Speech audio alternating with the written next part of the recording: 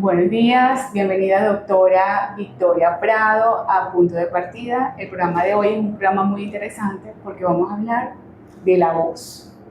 En ocasión a que en el mes de abril se celebra el mes de la voz. La doctora Victoria Prado es médico egresada de la Universidad Centro Occidental Lisandro Alvarado, es foniatra audiólogo, tiene un diplomado en salud ocupacional, es asesora en neurodesarrollo infanto-juvenil, certificada por la CELACMA, tiene una certificación en neurojuegos por Asobe Neuro y es miembro activo de la Sociedad Venezolana de Foniatría y de la Asobe Neuro.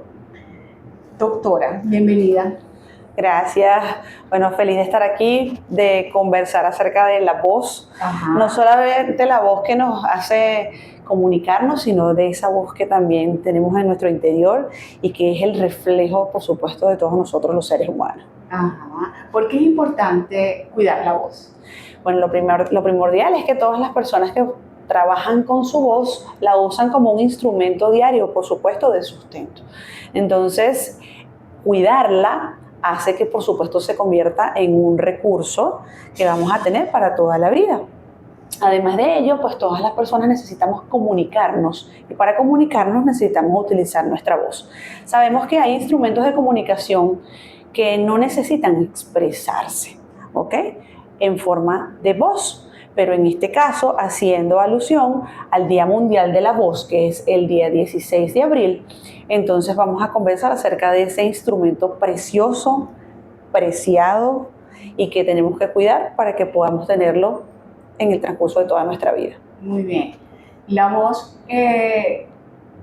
se cultiva, se puede transformar a lo largo del tiempo naturalmente y también se puede maltratar a lo largo del tiempo por abuso y por mal uso de la voz. ¿Cuáles son las condiciones ideales para mantener la voz? Bueno, primero que por supuesto tengamos una buena salud respiratoria. Esa es la base para conservar nuestra voz. Ajá. Y por supuesto practicar las normas de higiene de la voz, que son cositas que podemos hacer a diario que hacen que nuestro instrumento se mantenga en condiciones ideales. Pero ¿por qué respetar la esfera respiratoria? Porque por supuesto nuestra laringe, que es la que comprende nuestras cuerdas vocales, está, digámoslo, en posición media entre la porción respiratoria superior y la porción respiratoria inferior. Y aparte de ello también está relacionada con el sistema gastrointestinal. Si nosotros estamos sanos a nivel del sistema respiratorio superior, como por ejemplo que no seamos personas que sufrimos de rinitis constante o de adenoiditis, patologías de todo el área rinosinusal, ¿ok? Y también nos cuidamos de la bronquitis, del asma y de todas esas patologías como la tos del fumador o esas toses crónicas, vamos a tener una laringe que va a estar conservada. ¿Y por qué estamos trabajando también en el área del sistema gastrointestinal? Porque la enfermedad de reflujo gastroesofágico es una patología que también afecta a nuestras cuerdas vocales a través de ese ácido que sube por nuestro esófago y, digámoslo en forma coloquial, quema esa telita que recubre a las cuerdas vocales y que la va dañando con el paso del tiempo, ¿ok? Esa es por la parte, digamos, patológica. Ahora, ¿cómo hacemos para mantener desde el área del mal uso y abuso vocal nuestras cuerdas vocales indemnes? Por supuesto que si nosotros hacemos eso hoy, vamos a un concierto y gritamos 4 horas, probablemente vamos a tener, digamos, una disfonía, que es lo que nosotros llamamos ronquera, que luego va a ser pasajera.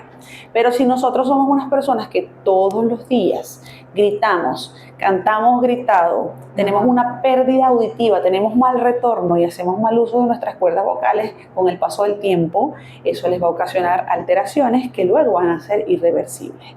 Entonces tenemos que cuidarlas desde todo punto de vista, bien sea mecánico funcional o patológico. Muy bien, y de allí la importancia de su especialidad.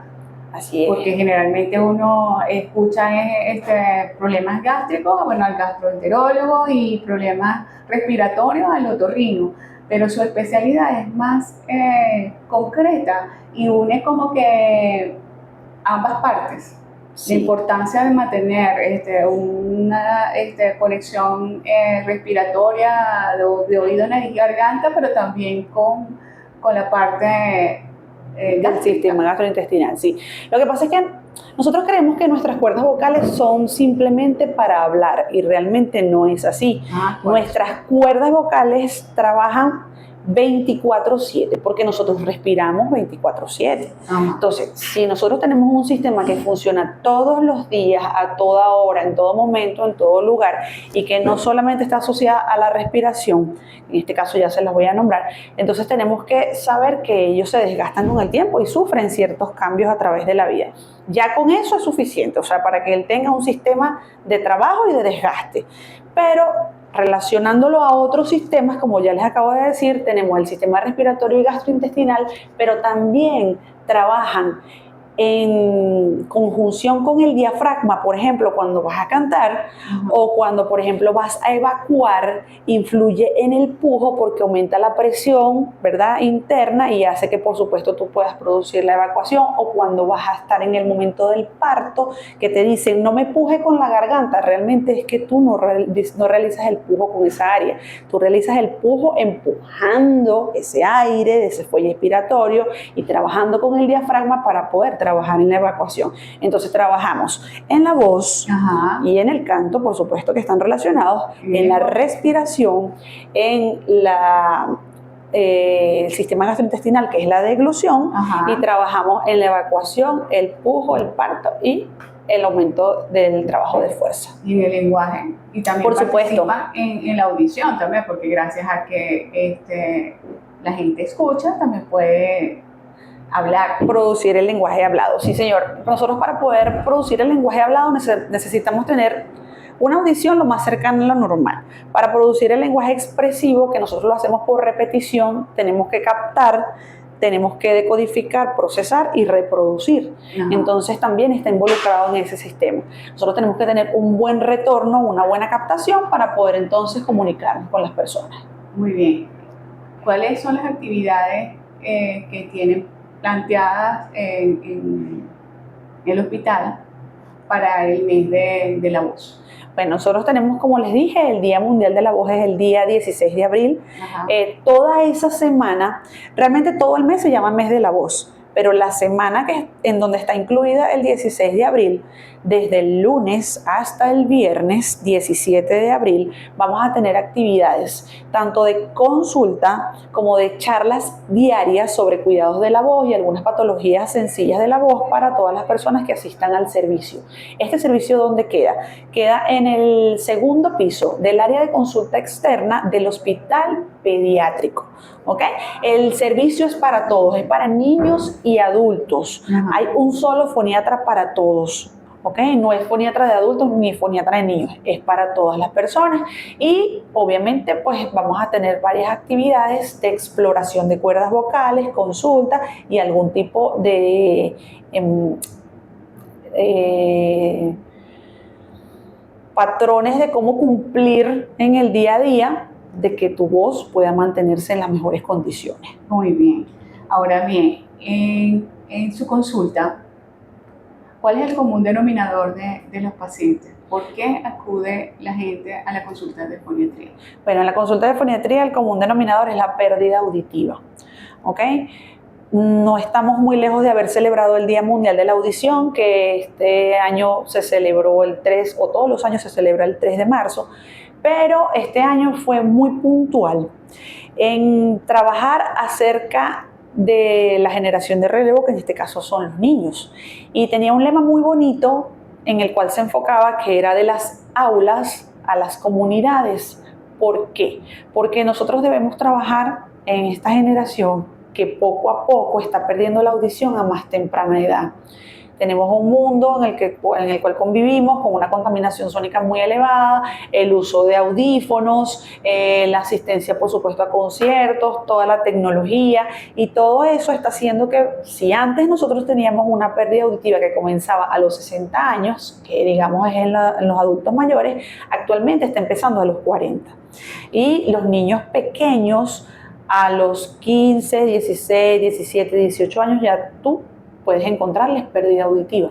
Entonces necesitamos trabajar en esa zona, fundamentalmente en la audición, para que nosotros podamos preservar el resto de los sentidos. Entonces, el común denominador o la mayor cantidad de personas que asisten a la consulta de fonetría casi siempre es porque tienen pérdida auditiva. Y posteriormente problemas de lenguaje y de la voz. Ajá, ahora usted señalaba algo importante. ¿Es degenerativo la pérdida de audición? Por lo que usted dijo, a partir de los 60 años es normal que las personas pierdan capacidad auditiva. Digamos no normal, pero estamos en una edad, Ajá, a los 60 años, en el cual se produce el síndrome degenerativo orgánico del adulto mayor. Es un sistema que obviamente se empieza a formar desde la tercera semana de gestación y que está trabajando 60 años ininterrumpidamente. Entonces, las células poco a poco se van desgastando y van perdiendo función. ¿A todos les toca? No. ¿Por qué? Porque el sistema no trabaja igual para todos los seres humanos. Hay quienes pierden visión, hay quienes pierden lenguaje, hay quienes se afectan cardíacamente. Entonces, que que no les afecta nada. Entonces, no es que es esencial que tú a los 60 años vas a perder audición, pero está descrito que a partir de los 60 años ya empieza la presbiacusia, que es como la presbicia, pero es del área auditiva. Casi que somos, tenemos lo que padecen los aparatos tecnológicos, pues una obsolescencia programada. Exacto, sí. Entonces todos los órganos sufren una degeneración en un grupo etario dependiendo de cómo venga codificado tu ADN. Ajá. Y si tú tienes ese gen para que tengas pérdida auditiva o no. Pero puedes no tenerlo. Ajá. Y producírselo. Ajá. Entonces, por eso es que necesitamos tener protección desde muy temprana edad para que eso obviamente no te vaya a ocurrir. Muy bien, y usted también señaló algo muy importante, el uso de los audífonos. Hemos visto a gran cantidad de personas con los audífonos inalámbricos y sale también cualquier cantidad de información en las redes sociales de los daños que producen esos audífonos por las ondas que generan. ¿Qué es cierto hay en esa información? Bueno, esa información... ¿Qué tan peligroso es el uso de esos audífonos? Por supuesto, eso es 100% cierto. O sea, cuando tú te colocas un audífono, sea de cualquier tipo, incluso los alámbricos, intracanal que vaya dentro del oído, que es el más peligroso, que sea de casco, que sea alámbrico, inalámbrico, vía Wi-Fi, Bluetooth, o sea, cualquier dispositivo que tú conectes directamente a tu oído es un ruido que tú le estás pasando directamente a tu cóclea. La cóclea es ese caracol que nosotros tenemos dentro del oído, que tiene 3 antenas porque es muy particular, que son los canales semicirculares, y que dentro de él está ese piano enrolladito donde tenemos todas las teclas, que son las frecuencias auditivas. Entonces, si tú le colocas sonido directo, obviamente tu célula va a trabajar alterada. Eso va a ir produciendo alteraciones en esas células y más adelante pérdida auditiva. ¿Qué pasa con esa pérdida auditiva? Que es irreparable. ¿Ok? Entonces, por eso, si tú empiezas a tener pérdida a los 15 años, a los 20 años o 30 años, por ese trauma acústico que le estás produciendo a esas células, el daño va a ser severo. Tú estás haciendo que cada vez que pase el tiempo sea mayor.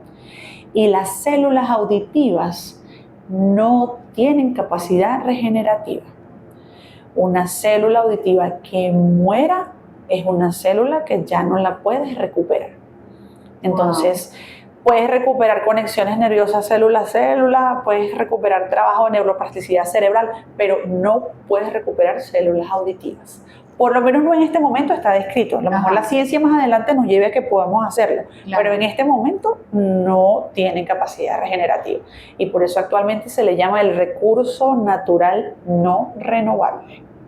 Entonces, como el oído no pica, no duele, no arde, no molesta, a veces. ¿ok?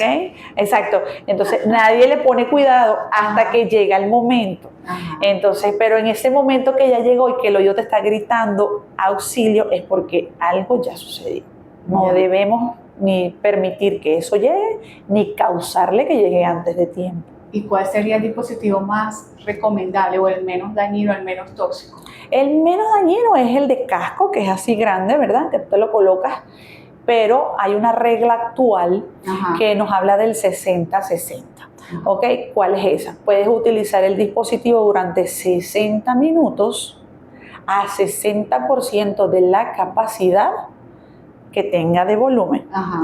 No al Y luego, 100%. y no al 100%, y luego descansa 60 minutos para que la célula vuelva otra vez a agarrar ese respiro, esa oxigenación, a trabajar otra vez equilibrada y se recupere. Es como una higiene de la audición. Es higiene de la audición, así como la higiene de la voz, Ajá. hay higiene de la audición. Ajá. Vuelva, por favor, a repetir, porque esto considero yo que es vital. La ley del 60-60. Ajá, la regla del 60-60 es utilizar el dispositivo, Ajá. digamos cualquiera que sea, pero que el menos dañino es el de casco, ¿ok? Es el audífono grande que se ponen como los niñitos que juegan videojuegos, los gamers, ¿ok? 60 minutos ininterrumpidos con 60% de la capacidad del volumen que tenga ese dispositivo y luego descansar 60 minutos. Muy bien. Ahora hablemos de la higiene de la voz. Ya hablamos de la higiene del oído, hablemos de la higiene de la voz. ¿Cuáles son las recomendaciones? Esas recomendaciones son cosas básicas que podemos hacer a diario y que nos mantienen nuestro sistema laringio trabajando lo más equilibradamente. Ajá. Por ejemplo, cuando estemos en un lugar en donde haya mucho ruido, no debemos competir con ese ruido de fondo. O sea, nunca debemos tratar de hablar por encima del ruido que está en la parte de afuera. Si vamos a un concierto que está a 110 decibeles, no podemos hablar a 120 para que podamos tener retorno y que el otro nos pueda escuchar. En ese momento no lo debemos hacer. Por supuesto, no gritar en exceso. Si comemos, no debemos acostarnos inmediatamente. Debemos esperar por lo menos 30 minutos o hacer la digestión para acostarnos, porque nuestra comida, por supuesto, se devuelve y nuestros ácidos van a buscar en dónde están. Entonces ahí va a empezar el reflujo. Debemos hidratarnos constantemente. Nuestras cuerdas vocales tienen que estar húmedas para trabajar. Debemos tratar siempre de respirar por la nariz. ¿Por qué? Porque la nariz tiene un sistema de calentamiento y de limpieza del aire, que son nuestros cornetes, a diferencia de cuando pasa por nuestra boca, que pasa seco, sucio y frío. Nuestras cuerdas vocales tienen la misma temperatura que tiene nuestro cuerpo. ¿Ok? Si nosotros tenemos 37.5 de temperatura, nuestras cuerdas vocales tendrán la misma. Entonces no debemos buscar los extremos, ni tomarnos un té a 100 grados que acabamos de hervir, ¿ok? Ni tampoco buscar la temperatura extrema del lado frío, de tragarnos el hielo entero, por ejemplo. Entonces siempre tenemos que tratar de mantener temperaturas constantes y que vayan lo más cercanas al cuerpo para que, por supuesto, nuestras cuerdas vocales no sufran. Tratar de, por ejemplo, mantener una buena salud en la parte respiratoria, tanto superior como inferior, y bueno, siempre tener el control. Si nosotros vamos a ser personas que vamos a ser usuarias de nuestras cuerdas vocales para nuestro sustento, como por ejemplo los docentes, los periodistas, ¿okay? Locutores o las personas que se desenvuelvan en el área completamente y netamente de la voz, hacerse su control anual de su visualización de sus cuerdas vocales para evitar que esa injuria que nosotros le vayamos causando, tanto mecánica como alteraciones patológicas, puedan producirse al tiempo. Muy bien. También es importante la higiene de la voz antes y después de un evento de salud. Así es. Conversábamos previamente de la importancia que tiene la foniatría en la rehabilitación de personas que han padecido eventos cerebrovasculares. Así es. Háblenos, por favor, de esas circunstancias. ¿Cómo interviene la foniatría en ese proceso? Bueno, lo importante primero es visualizar que exista un problema, ¿ok? Y luego qué tipo de problema es, porque no solamente se afecta la voz, puede afectarse la audición, puede afectarse el lenguaje expresivo, puede afectarse la movilidad de una cuerda vocal. Hay muchas zonas que pueden ser afectadas cuando existe un evento cerebrovascular, dependiendo del lugar del cerebro en donde ocurra. ¿Ok? Entonces podemos tener problemas de lenguaje, podemos tener problemas de voz, podemos tener problemas incluso de comprensión y de codificación del mensaje hablado. Muchas veces podemos seguir hablando, pero no entendemos el mensaje que el otro nos ofrece. Entonces, en todas esas áreas, dependiendo de donde ocurre el evento, vamos a hacer el diagnóstico y, por supuesto, las vamos a tratar. Si, por ejemplo, ocurre una disartria posterior a un SB, nosotros vamos a hablar de que tenemos una dificultad de articulación de la palabra hablada. Y coloquialmente es como esa persona que tiene un habla lenta, como si estuviese bajo los efectos del alcohol. ¿Ok? Entonces, él te entiende y puede hablar, pero habla con dificultad. Entonces nosotros ahí hacemos trabajo de manejo terapéutico rehabilitador para que esa persona vuelva a tener la misma musculatura con tono y fuerza suficiente para que pueda articular la palabra nuevamente de manera cómoda. En otros casos ocurre la afasia. Tenemos varios tipos, por supuesto, pero hay dos básicas. El que tú le hablas y no te entiende y te responde de una manera completamente descoordinada, o tú le hablas y no te entiende. Te puede entender o no te puede entender. Te habla descoordinado o te habla coordinado. Esas son las dos cosas básicas. Dependiendo de dónde esté la alteración, vamos a hacer igual trabajo rehabilitador. Hay unos trabajos más largos, hay unos trabajos más cortos, pero todos se pueden rehabilitar. ¿Ok? Si es trabajo de audición, tenemos que verificar, obviamente, con las pruebas audiológicas qué fue lo que pasó, dónde pasó, si es reversible o irreversible, si es unilateral o es bilateral. Entonces, bueno, lo vamos a colocar un auxiliar auditivo o no, mira, le vamos a colocar tratamiento para que mejore, lo vamos a referir al otólogo, o sea, dependiendo de qué vamos a trabajar. La foniatría no es una especialidad que trabaja sola. ¿Ok? Es una especialidad que trabaja bajo la modalidad de equipo multidisciplinario porque, bueno, obviamente dependiendo de cada tipo de patología vamos a trabajar con los médicos que sean necesarios. Muy bien. Y en el caso de la tartamudez, ¿tiene rehabilitación definitiva? Sí, también tal cual como trabajamos los otros tipos de problemas que acabamos de mencionar, la tartamudez se trabaja con el terapista del lenguaje, con el psicólogo, porque obviamente siempre hay que buscar la raíz. Y la tartamudez no viene sola. No ocurrió de nuevo, aunque puede estarlo. Pero la mayoría de las veces es, por ejemplo, un evento postraumático. Entonces, si por ejemplo ese es el caso, entonces le damos rehabilitación, estudiamos todas las partes que influyen en el lenguaje hablado, que en este caso también se trabaja la audición, si está afectada o no, y tenemos que trabajar, por supuesto, con el terapista del lenguaje y el psicólogo en este caso, infantil o de adulto, dependiendo del caso. Ya. Y en el caso de que la persona, el niño, tenga autismo, la combinación o la relación entre el autismo y la foniatría. Mira, aquí, bueno, hay muchas banderas rojas que se presentan dentro del lenguaje puntualmente en un trastorno del espectro autista porque tenemos 3 ítems que tenemos que trabajar cuando estamos sospechando de este tipo de diagnóstico. Entonces, aquí hay variables, ¿ok? Podemos tener el niño que está en autismo selectivo o que es no verbal completo. Ajá. ¿Ok? Por favor, hagan la diferenciación de ambos términos. Ajá, el niño no verbal o el adulto, pero que generalmente nosotros lo estamos diagnosticando es el niño.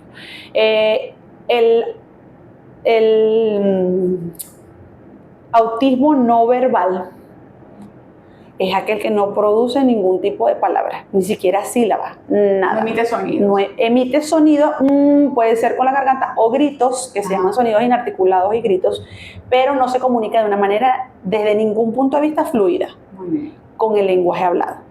Puede hacer señas, te puede llevar, te puede pedir, pero con el lenguaje expresivo está nulo. ¿Ok?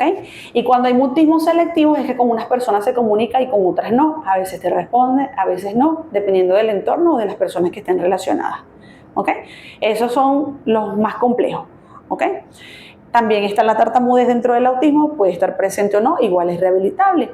Y los otros 2 trastornos son el trastorno de la prosodia, que es aquel cuando el paciente habla con alguna entonación en específico, como cuando habla solo inglés, cuando habla como mexicano, cuando tiene una entonación muy específica como habla de comiquita o como de personaje de comiquita. Y el otro es el que no tiene entonación, que es como un lenguaje plano, tiene siempre un mismo tono. Entonces nosotros siempre acostumbramos a decir que nosotros hablamos como cantamos. Y todo es tiene sus inflexiones. Y en ese caso del lenguaje con esa habla plana es tipo un robot. Solo tono tipo robot. Exacto, es un habla robotizada. Entonces todas esas son cositas que podemos encontrar dentro del trastorno del espectro autista. Como obviamente su palabra lo dice y lo define, es un espectro. No todos los pacientes tienen lo mismo, ni todos son iguales. Entonces pueden tener 5 personas autismo y todas no tener el mismo tipo de habla o el mismo tipo de lenguaje. Y en la relación entre la sordera y la voz. Bueno, ahí también tenemos cambios en la voz, porque no, hay una frase que a mí no me gusta utilizar, pero tú la ves con regularidad. Y es lo que se llama la voz del sordo. Ajá. ¿Ok? Hay que definir si esa sordera se produjo prelocutiva, que es antes de hablar, o poslocutiva, que es después que una persona habla, sufre un evento y luego tiene pérdida de audición. Las dos voces no son iguales, pero son muy características. ¿Ok? Es como esa voz que viene retronasal, como si tuvieras la nariz tapada y es muy potente, muy fuerte, ¿ok? Que se produce cuando tú aprendes a hablar y no tienes audición. ¿Ok? A diferencia de cuando es poslocutiva, que el paciente pierde audición, la voz, por supuesto, se vuelve más baja porque obviamente no pierde el retorno y no sabe si le está gritando a la gente y se vuelve como más como encajonada. O es como una voz más más profunda. Ajá. Y ese tipo de voces también se rehabilitan. También se rehabilitan, sí. Desde el estatus prelocutivo, que un paciente tenga sordera, nazca con sordera y no tenga ningún tipo de desarrollo de lenguaje, todo eso se rehabilita. Y si es poslocutiva, pues también. Ya. ¿Y cuáles han sido los mayores desafíos que a lo largo de su carrera como foniatra se le han presentado? Mire, siempre me hacen esa pregunta y yo siempre digo que es la cultura. Ajá.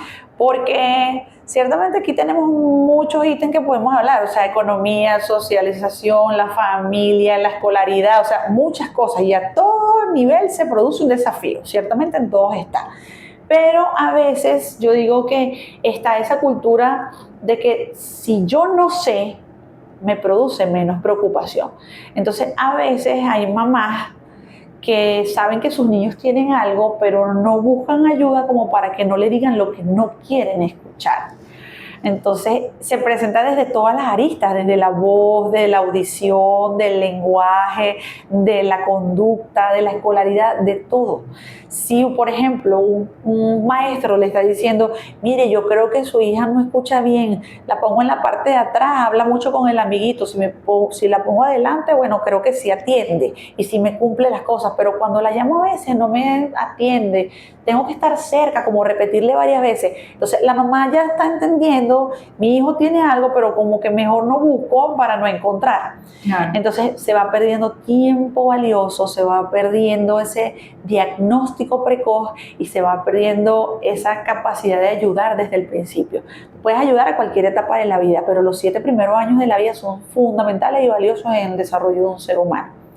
Porque todo lo que tú tienes para realizar y desarrollar en esos 7 primeros años son los que te aseguran a ti que tú vas a poder hacer todo lo que te resta en el paso de los años. Entonces, si un diagnóstico se hace a los 15 años, pero lo tenías desde que naciste, ¿cuántos años y cuántas posibilidades no has perdido? Claro, es que es imperativo tener conciencia de que una omisión es peor que una mala acción. Así es. Entonces, por no asumir consecuencias, por no atreverse a que le digan la verdad de una condición, a veces se cometen errores que pagan las criaturas, ¿no? Así es. Y se convierten en cosas a veces irreversibles. Hay cosas que tú puedes reparar, pero hay cosas que ya pasó mucho tiempo y no las puedes reparar. Claro, de allí es valioso el rol de la familia, no solamente como contención de las circunstancias que se están atravesando por la enfermedad en sí misma, sino también por el darse cuenta, sí, por también asumir el reto de acompañar a las criaturas al proceso de reinsertarlo en la dinámica natural de un niño o de un joven. Así es. Y de asumir todo lo que eso conlleva. Sí, y como te decía, pues todo lo que tú le puedes ofrecer a un niño de 0 a 7 años es lo que a ti te indica que tú puedes tener una adultez lo mejor posiblemente desarrollada. Claro. O sea, con inserción, con entendimiento. Y si tú tienes una patología o si el niño tiene una patología, que la aprenda a aceptar y a conocer desde el principio, porque es la única manera de sobrellevar. Claro, pero si la familia no la acepta, mucho menos la va a aceptar la criatura. Sí.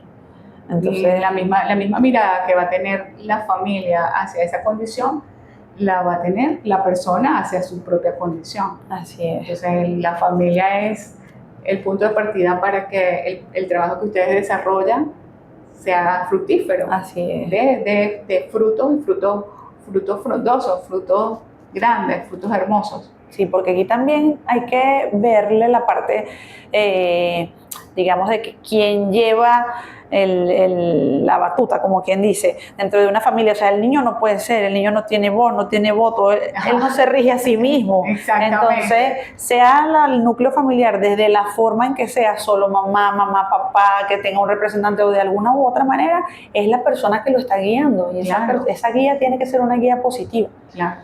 Y existe otra cosa que también es un poquito compleja dentro de la parte familiar, que es la permeabilidad de la familia. ¿Qué es esto? Es aquello que te permite a ti, que eres una persona externa, decirle a esa familia y que esa familia lo tome con aceptación. Ajá, y se permite ayudar. Exacto, y se permite ayudar, porque siempre tú vas a creer que el que te está diciendo algo de afuera es porque quiere decirte algo que no es bueno. Ajá. Entonces a veces no es que no sea bueno, a veces es que desde el lado externo hay otras personas que miran de otra manera y consiguen otras cosas que la misma familia o el mismo núcleo familiar no detectan. Exactamente. Entonces, el primer paso, otro gran primer paso, como siempre les digo, es buscar ayuda, pero también dejarse ayudar. Así es. Ese es el segundo gran paso, dejarse ayudar. Y como le comentaba también antes de la entrevista, la familia tiene un rol importante, porque también la historia familiar incide en los eventos de salud, así es, en los eventos de la audición y en los eventos también de la voz. Los secretos familiares también impactan la estructura biológica de esa criatura. Claro. O sea, la familia tiene un rol vital, no solamente en acompañar a la criatura, sino en trabajar en sí mismo. Quien está teniendo las tareas más importantes es el enfermo. Exacto. Pero la compañía y la toma de conciencia tiene que ser familiar. Es un trabajo donde la familia también tiene que participar. Claro. Es lo único que te va a dar a ti el equilibrio, o sea, o de conseguir ese equilibrio que estás buscando. ¿No? Y la fuerza para que el cambio se genere. Porque a lo mejor la criatura puede, acompañado con los médicos y con los terapistas, desarrollar avances. Pero si no encuentra un asidero dentro de su casa, donde apoyarse, los esfuerzos de ustedes van a ser fructuosos. Entonces, la familia es la base. Que no hay que olvidar que todo este tipo de patologías desde cualquier área de la foniatría o desde cualquier área de la medicina siempre por supuesto tienen una incidencia psicoemocional. Entonces hay que tener también salud mental o equilibrio por lo menos, claro, para que tú puedas sobrevivir y sobrellevar cualquier tipo de patología que tengas. Claro. Entonces, y no solamente se habla de salud mental en el adulto, también en el niño, que es bien importante. Escucharlo. Y escuchar también las recomendaciones de los maestros, del entorno o de los entornos en los cuales participa la criatura, porque quizás los padres con sus rutinas de trabajo no tienen el tiempo para percatarse de dinámicas que quizás son visibles en la escuela, que quizás son visibles en un campo de fútbol o jugando béisbol, y que por omisión no han querido asumir, no han querido ver o no han podido ver. Exacto, así es. Y quizá un entrenador o un maestro puede hacerles una indicación que puede ser favorable para la familia. Exacto. O sea, por eso te decía lo de la permeabilidad. O sea, no es permitir que todo el mundo te venga a decir, o lo que llaman ahorita los opinólogos vengan a decirte, porque eso también tiene su parte negativa. Pero si, por ejemplo, una persona que tú sientas que está capacitada, que te venga a comentar algo, con criterio, entonces de repente como que dar esa miradita más allá de la punta nasal y bueno, sí, creo que voy a buscar ayuda a ver qué es lo que está pasando. Muy bien. ¿Alguna recomendación a la audiencia? Bueno, dimos las recomendaciones para la parte vocal, digámoslo así, y la parte también auditiva, pero se me olvidó una súper muy importante que siempre la doy al final, y es que por favor, o sea, todo lo que sientan, todo lo que ustedes crean que no está bien, véanselo, porque más allá de curar quizás a lo mejor una otitis o de curar una laringitis, eso siempre nos deja secuelas. Entonces, escuchen su cuerpo, escúchense a sí mismos, conózcanse, y todo lo que no entre dentro de ese patrón que llamamos normalidad, aunque ya generalmente no utilizamos ese término, pero no esté dentro del común denominador de lo que ustedes saben que está funcionando bien, busquen ayuda antes de que sea demasiado tarde. Entonces, no es que siempre van a venir al foniatra, pero por lo menos si es de otra área, pues busquen al especialista que tienen que buscar. Claro. Pero escúchense a sí mismos. Es importante conocerse y buscar ayuda si amerita que la busquemos. Claro, porque mientras más temprana sea esa búsqueda, más rápida va a ser la solución. Así es, sobre todo si es en niños, el diagnóstico temprano te asegura que por supuesto vas a tener una adultez con muy buena evolución. Claro, y más si está dentro del rango de esos primeros 7 años. Así es. Bueno, doctora, para mí es un honor haberla tenido acá en el programa, le doy las gracias y bueno, le auguro éxitos y bendiciones en su camino y que las actividades que van a desarrollar el día 16 de abril sean bastante seguras, bastante efectivas para la comunidad. Gracias, de verdad. Bueno, para mí también un placer estar por acá, siempre también atenta a cualquier inquietud. Siempre estoy informando y también recibiendo de ustedes, pues obviamente todo lo que quieran preguntar o que tengan alguna duda. Por aquí estamos abiertos para poder responder cualquier inquietud. Muy bien. ¿De su número de teléfono, sus redes sociales? Bueno, por el 0424-502-7777, por allí siempre estoy atenta, y a través de la red social de doctora Vicky Prado, allí estoy todo el tiempo pendiente. A veces no les respondo de una vez porque pues, a veces estoy en la consulta, pero cuando tengo un tiempito de verdad me siento a responder todos los mensajes. Bueno, muchas gracias, bueno, y éxitos. Gracias por la invitación, un placer.